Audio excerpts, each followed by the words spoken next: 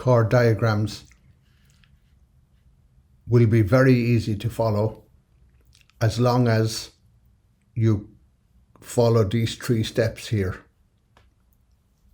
Tilting your guitar, correctly positioning your thumb and your hand, and then using the chord diagram to learn.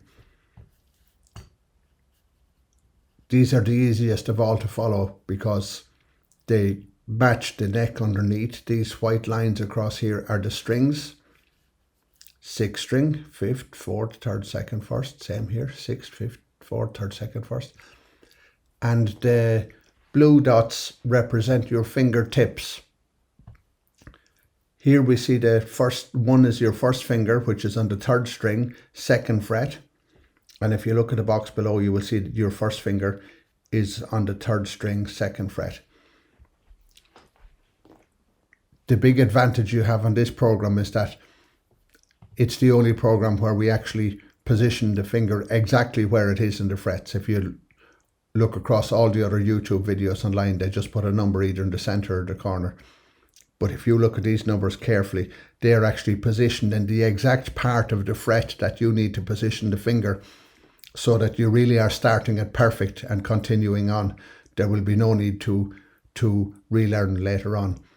Particularly on D chord, 3rd finger, it's very important you keep it centered because that little piece of space will be invaluable in the months and years ahead for chord changing. You can see where the space is left here for the little finger to drop in and out. We've preset it by learning exactly right. The other great advantage here is that this is the only program that actually covers your thumb positioning as well. And can you imagine trying to drink a glass of something without your thumb? It's not even possible.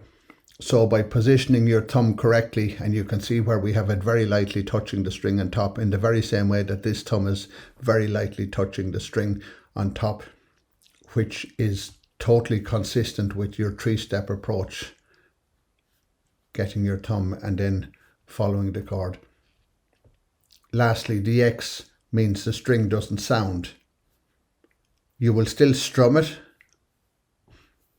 but because the thumb is lightly touching, it will actually mute or silence that string, which is exactly as played by professionals. And just because you're a beginner doesn't mean that you should be half learning this. You should do it exactly right. If your hand is small or your fingers are small, your thumb doesn't have to come this far, but you will have to instead strum the bottom 4 or 5 strings with a lot of your chords.